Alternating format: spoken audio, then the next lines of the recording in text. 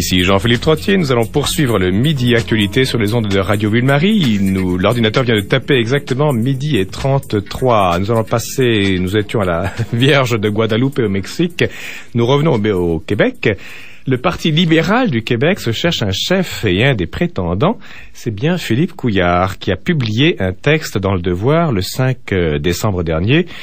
Mathieu Bocoté l'a épluché en long et en large et il y a déniché plusieurs aspects. Retour sur un texte fondateur. Bonjour Mathieu. Bonjour. Votre titre, c'est Philippe Couillard ou la radicalisation du fédéralisme. Est-ce qu'on peut être encore plus radical que ça? Ah oui, absolument. C'est-à-dire, le point de départ de Couillard, oui, c'est une rupture, peut-on dire, avec l'héritage nationaliste du Parti libéral hérité de la Révolution tranquille. Oui.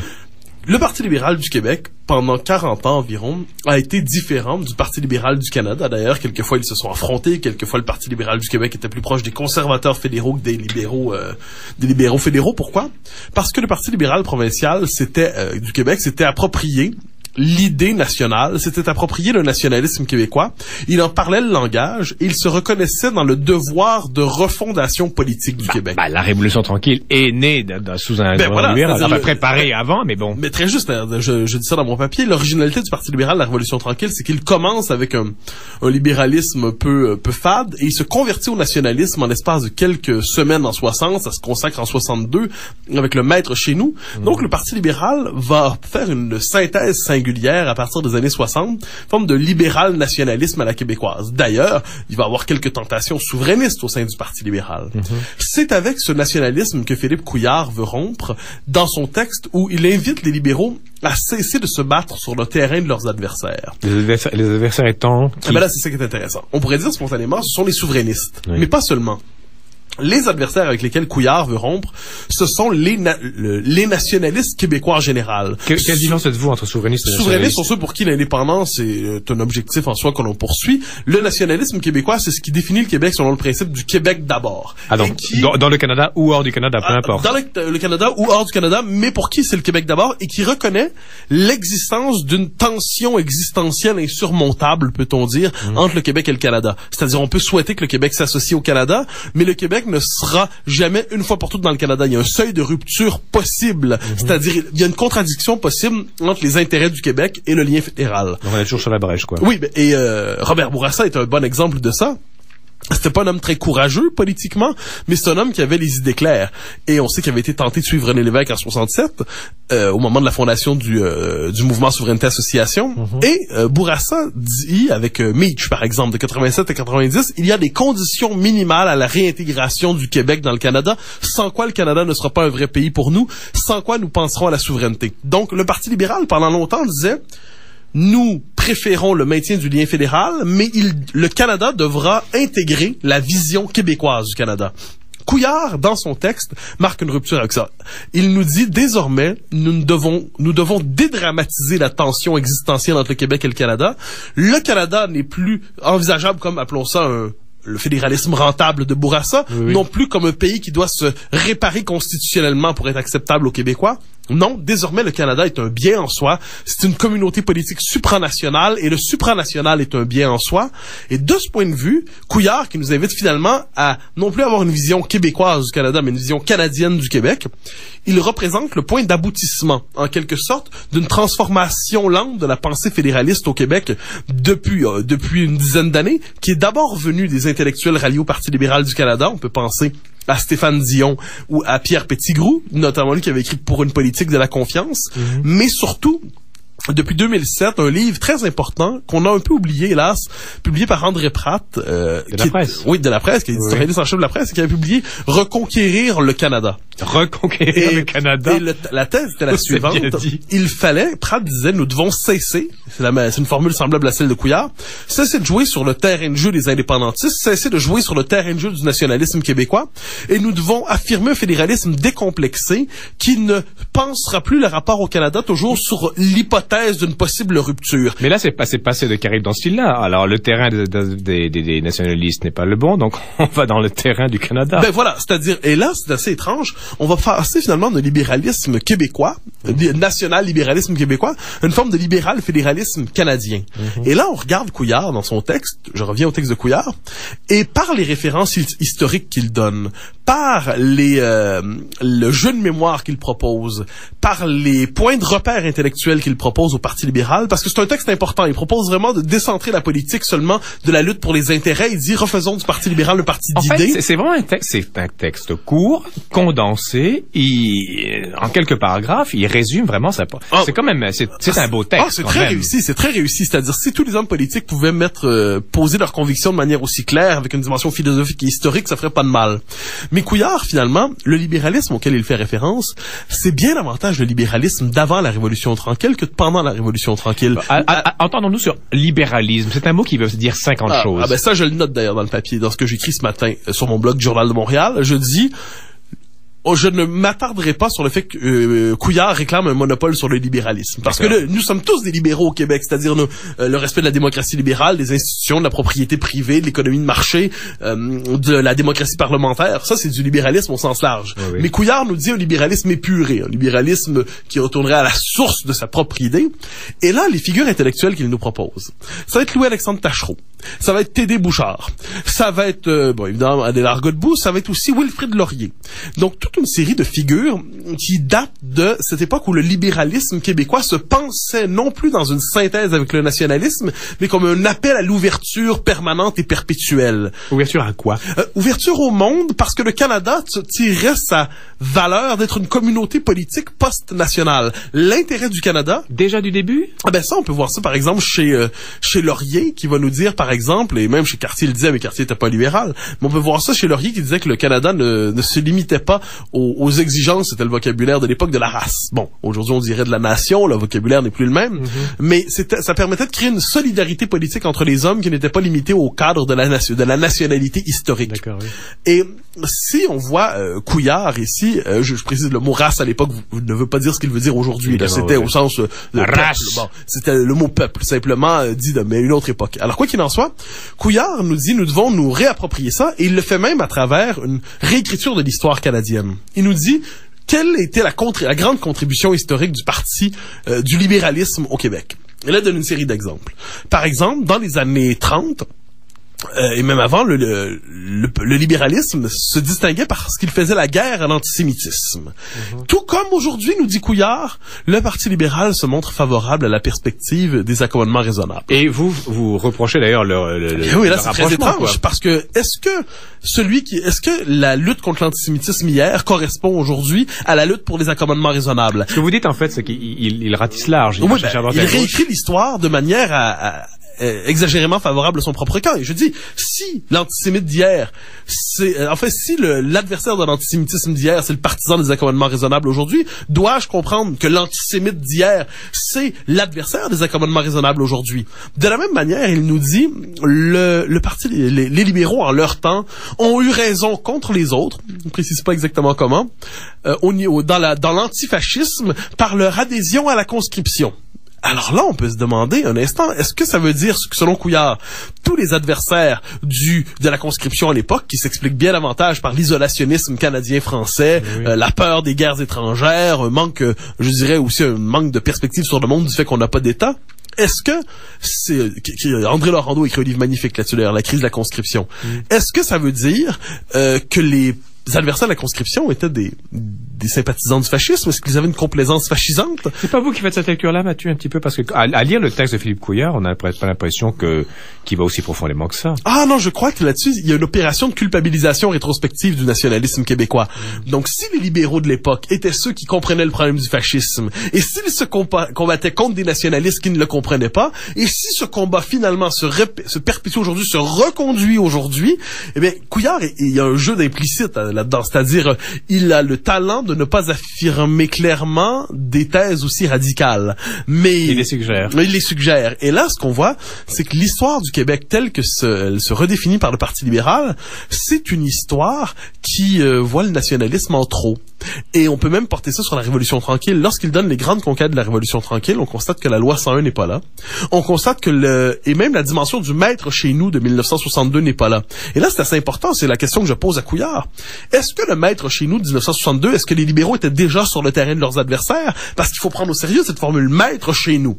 Pour peu qu'on ne soit pas hypocrite, ça veut dire que les Canadiens français sont chez eux au Québec et doivent être maîtres de ce pays. J'ai l'impression que Philippe Couillard prend la parenthèse des 40 dernières années, 50 dernières années de la Révolution tranquille comme une parenthèse. Oui, mais voilà. Et ça, c'est très important ce que vous dites.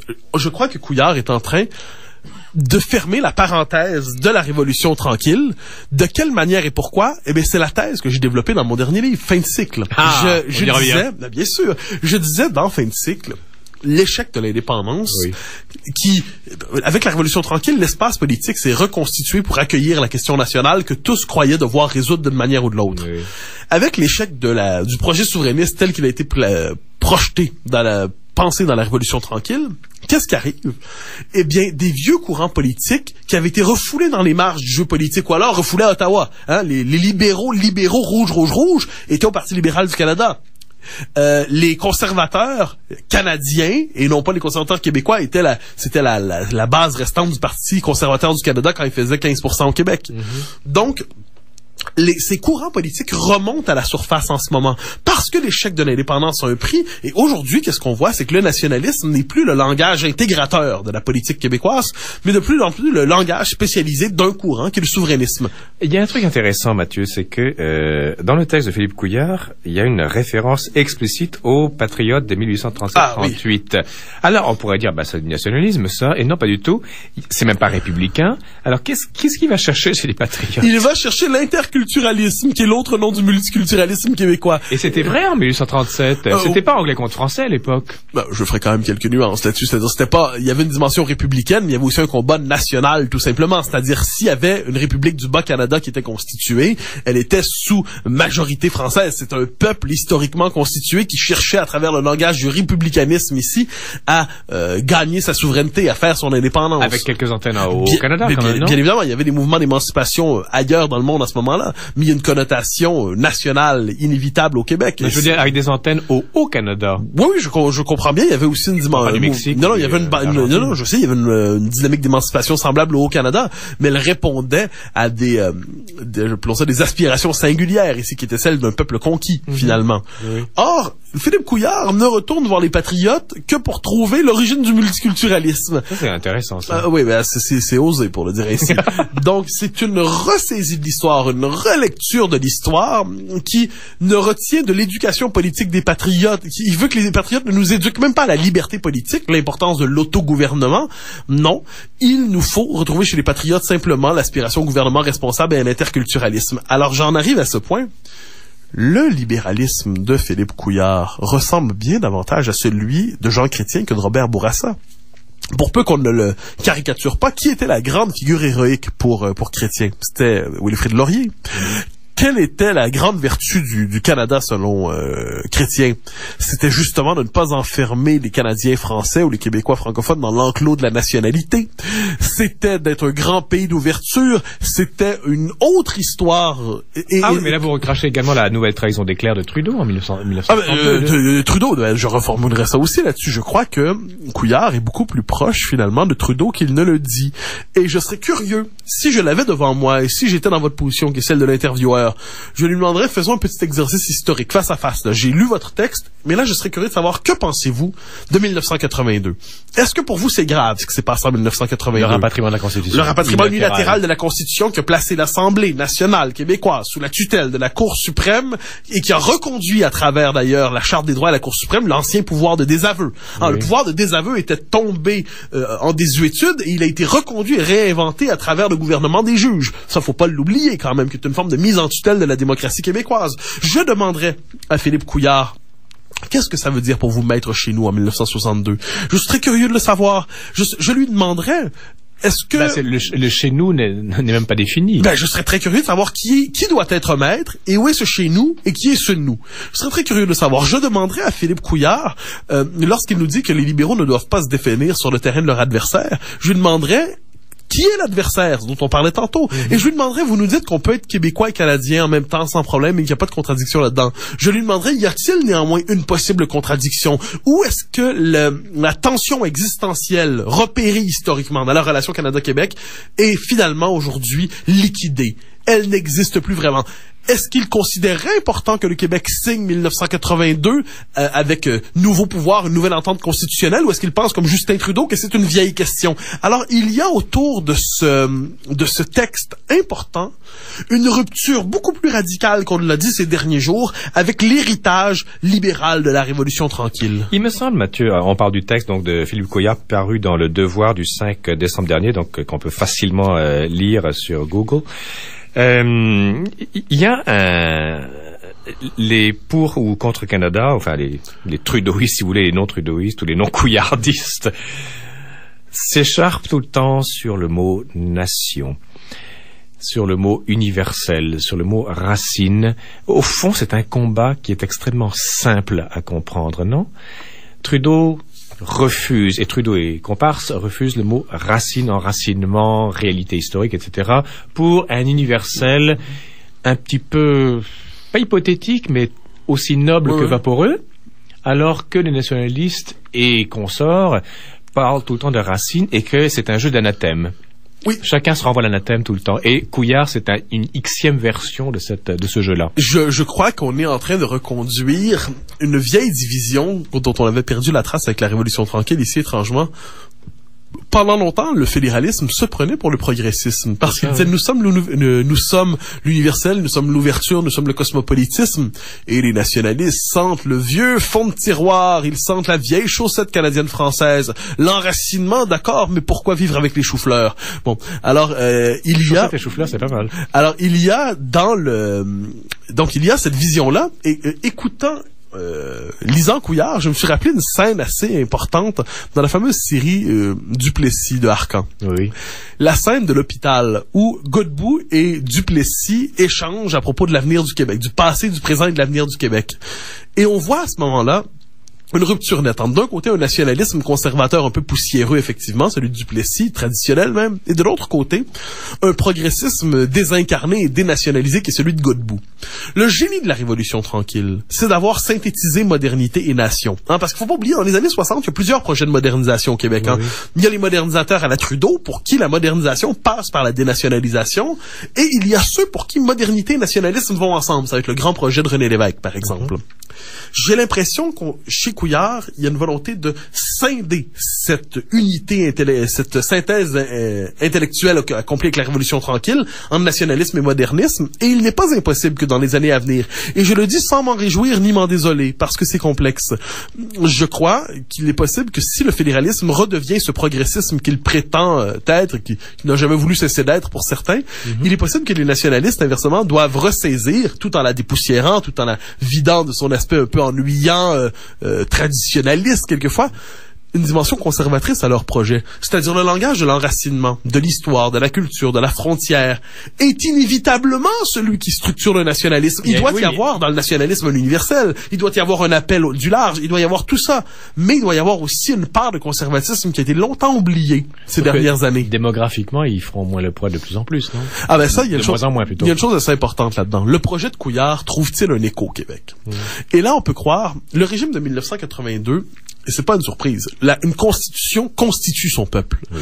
Le régime de 1982 commence à avoir des effets culturels et identitaires au Québec. Principalement à Montréal, où on voit autour d'une certaine jeunesse montréalaise, branchée, bilingue, multiculturelle, cosmopolite.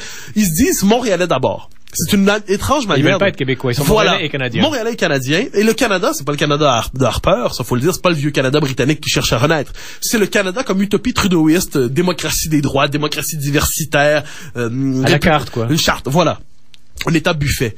Et cette jeunesse montréalaise d'abord représente probablement un des bassins démographiques qui peut soutenir ce renouveau fédéraliste au Québec. Et on voit qu'une nouvelle base, le Parti libéral a longtemps eu des problèmes à avoir la jeunesse avec lui. Il y avait une commission jeunesse très forte, mais il n'y avait pas la jeunesse avec lui. Il n'est pas impossible que si Couillard réussit son opération intellectuelle et idéologique, son renversement idéologique dans la définition de ce qu'est le Parti libéral, qu'il puisse attirer à lui une partie de cette jeunesse, alors que la coalition Avenir Québec de François Legault demeure de ce point de vue inévitablement nationale. Il a tout fait pour avoir l'air d'un bon fédéraliste lors de la dernière campagne, mais Legault parle malgré lui le langage du nationalisme. Alors, se pourrait-il que le PLQ trouve son avenir dans cette espèce de retour à l'origine libérale, presque PLC, PLQ, même combat. Oui. Et je dirais, dans cette course, une chose qui va être intéressante, c'est de voir le positionnement de Raymond Bachand. Raymond Bachand, qui est un autre prétendant du reste. Oui, bien sûr, qui est un autre prétendant et qui, lui, c'est un ancien souverainiste. Et je dis à la blague, souvent, oui, mais par complexe édipien, non? Non, pas radical, je crois. Mais c'est quelqu'un qui votait oui, quelqu'un qui est spontanément québécois, qui parle du Québec comme un pays. C'est très important. Quand vous parlez du Québec, pensez-vous Québec province ou Québec pays? Si vous êtes fédéraliste et vous êtes quand même Québec pays, il se peut que vous ayez quelques sympathies oubliées chez vous. Or, chez Bachand, si je ne me trompe pas, il y a une espèce de langage du Québec pays. J'ai même tendance à croire que si la CAQ existait déjà au moment où il est entré en politique, il aurait été à la CAQ plutôt qu'au Parti libéral. Mm-hmm. Est-ce que Bachand, dans cette course, pourrait être, malgré lui, l'héritier du nationalisme à la Bourassa au sein du PLQ? Rentable? Du fédéralisme rentable, du Québec d'abord, Bachand, finalement, le positionnement Couillard ouvre une place pour que Bachand puisse occuper l'espace, finalement, de la synthèse nationale libérale héritée de la Révolution tranquille. Et je crois qu'un des grands bons du Parti libéral, je crois, c'est John Parizella, une figure importante du Parti libéral, une figure importante même du Québec moderne, qui disait Raymond Bachand représente les gens que le Parti libéral doit gagner. Autrement dit, on sait que c'est un nationaliste à sa manière. Donc, est-ce qu'on verra dans cette course finalement, à travers la candidature de Couillard d'un côté et celle de Bachand de l'autre, est-ce qu'on verra un examen contrasté de l'héritage nationaliste ou national-libéral de la Révolution tranquille? C'est un des enjeux assez intéressants de la course qui vient. Est-ce qu'on peut résumer tout ça en disant que ce qu'on gagne en extension, on le perd en profondeur, c'est-à-dire que l'universalisme progressiste des libéraux est une grande extension un peu superficielle, alors que le nationalisme, tel qu'on le voit au Canada, est très enraciné, mais pas assez étendu. Oui, je crois que c'est l'éternelle tension, c'est-à-dire le nationaliste doit toujours faire un effort d'universel, alors que le cosmopolite doit se rappeler qu'on n'est pas cosmopolite à partir de nulle part. Ça, je crois que c'est un...